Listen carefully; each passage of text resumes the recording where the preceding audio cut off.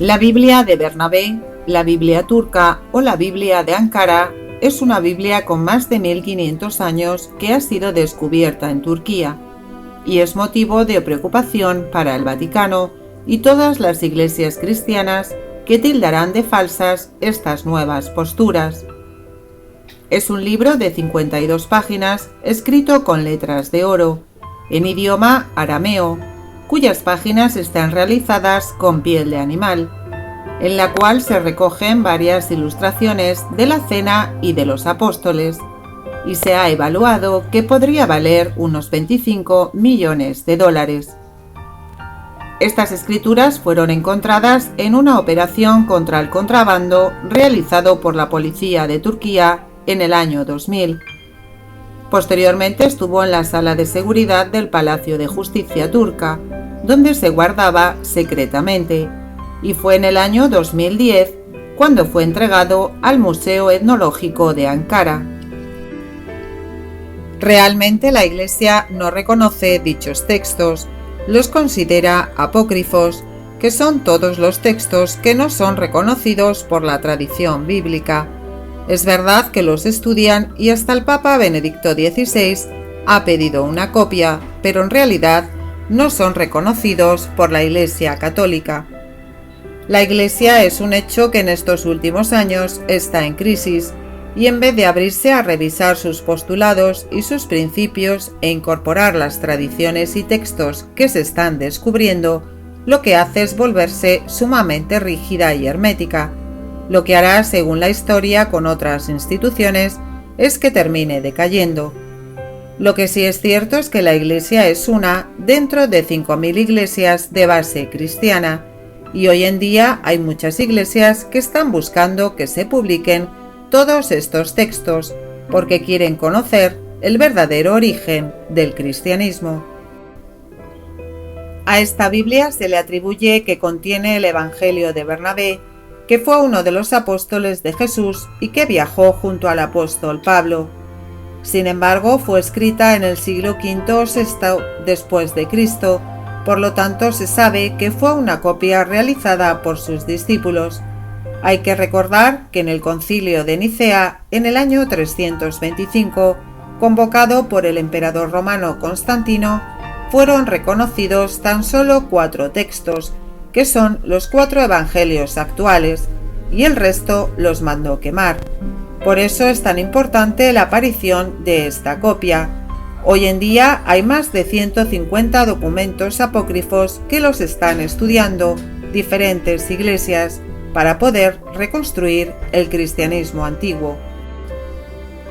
Este libro, realizado en cuero tratado con tinta de oro, donde todas sus páginas son negras debido al desgaste por el tiempo, el cual determinados expertos han llegado a la conclusión de que es un libro original de la época, nos presenta un amplio relato sobre la vida y mensaje de Jesús, con unas grandes diferencias con la Biblia aprobada por la Iglesia, de las cuales analizaremos a continuación. Primer fragmento. En el momento en el que los judíos se preparaban para ir a capturar en el huerto de los Olivos a Jesús, este fue arrebatado al tercer cielo. Señala que los judíos fueron a capturar a Jesús, cuando la tradición que conocemos es que fue un destacamento romano. La mayoría de los cristianos hablan del cielo como algo único, cuando en realidad en los textos siempre aparece la palabra cielos. En español existe la expresión sentirse como en el séptimo cielo, que remite precisamente al cielo más elevado, donde se supone se halla el trono de Dios. Enoc es el que nos ha dejado la descripción más detallada del mundo celestial, ya que según su declaración los visitó y menciona 7 cielos. En este caso, Jesús es arrebatado al tercer cielo, que es donde residen los dioses y semidioses. Es cierto que muchos judíos estaban en contra de Jesús, pero realmente quienes mandaron a capturar a Jesús fueron los romanos, según escritos en las actas romanas. Pero eso no significa que los judíos no participaran. pues al tener estos textos una fuerte influencia del Islam, los ponen en primer lugar, cuando quizás fueran ambos los que participaron. Segundo fragmento. Porque Jesús no morirá hasta el fin del mundo, y se sacrificó a Judas en su lugar. Si Judas fue crucificado en lugar de Jesús, teológicamente uno no podría esperar la resurrección de Jesús. Por otro lado, en el Evangelio de Judas se nos narra en uno de sus pasajes que el único apóstol que comprendía el verdadero plan de Jesús era Judas. Pudiera ser probable que se ofreciera para ir a la cruz y sería coherente con ese entendimiento y amistad que nos narra en el pasaje de Judas. Tercer fragmento. Dios permitió que el discípulo traidor pareciese a los judíos hasta tal punto semejante en su rostro a Jesús, que lo tomasen por él y como tal lo entregasen a Pilatos. Por lo tanto, Dios permite una transformación en el rostro de Judas.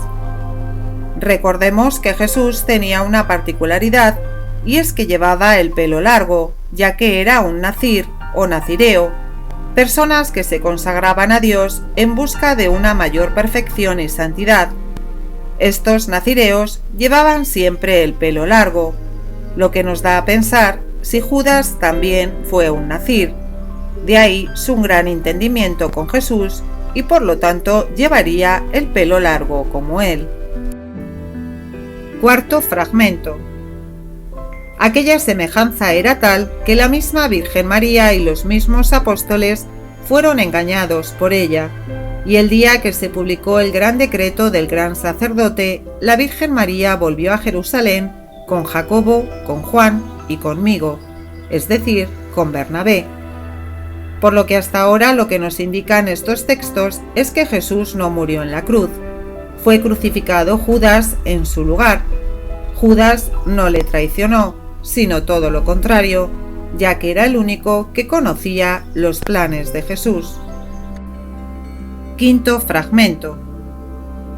Temerosa de Dios y aun sabiendo que el decreto del gran sacerdote era injusto, ordenó a los que recibían con ella que olvidaran a su hijo, profeta tan santo y muerto sin embargo con tanta ignominia. Es por este fragmento por el que algunos medios y estudiosos de Teherán, en Irán, dicen que es el texto que reconoce a Jesús como profeta, pero que en realidad no era hijo de Dios. Aunque hay que reconocer que en muchos capítulos Jesús nunca quiso ser el Mesías de los judíos.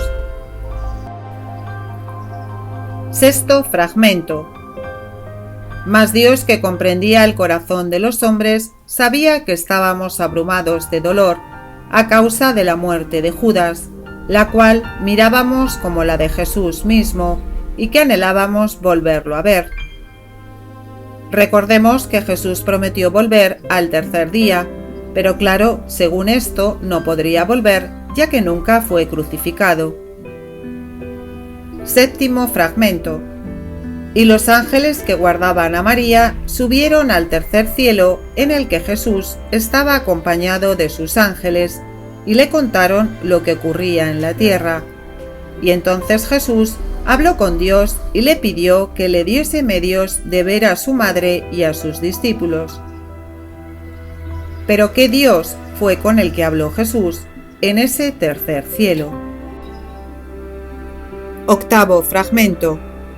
Y Dios, lleno de misericordia, envió a 4 de sus ángeles más queridos, Gabriel, Miguel, Rafael y Uriel, que llevasen a Jesús a la casa de su madre y que no lo dejaran ver por más personas sino por solo las que creyesen en su doctrina.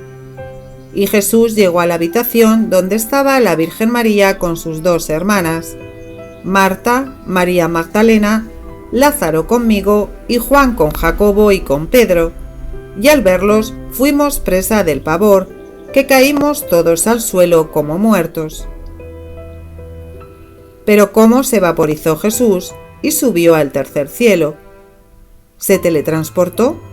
Los más fanáticos religiosos nos dicen que fue su espíritu que se evaporaba y se reencarnaba, pero en cambio otros afirman que fueron seres que acompañaron a Jesús a la tierra en sus naves. Recordemos que sube al tercer cielo y no al séptimo cielo, donde está el Dios creador del universo. Noveno fragmento. Mas Jesús, levantando las manos, les dijo a su madre y a los discípulos: No temáis, ni lloréis, porque vivo estoy, y no difunto, como me habéis creído. Y todos quedaron asombrados, pues le consideraban muerto. Por lo que nos planteamos, si Jesús no fue crucificado, podrían ser ciertos los indicios de que Jesús marchó hacia el este con el nombre de Yud Asaf, llegando hasta la India. En pleno siglo XIX, el historiador y filósofo Rudolf Schleider logró demostrar que los evangelios tienen muchos textos prestados de textos budistas. Buda había vivido en la India del 460 al 480 a.C. ¿Sería posible que Jesucristo, llamado ahora Yud Asaf, se hubiera familiarizado en la patria de Buda con sus enseñanzas y las adaptara para su propia doctrina?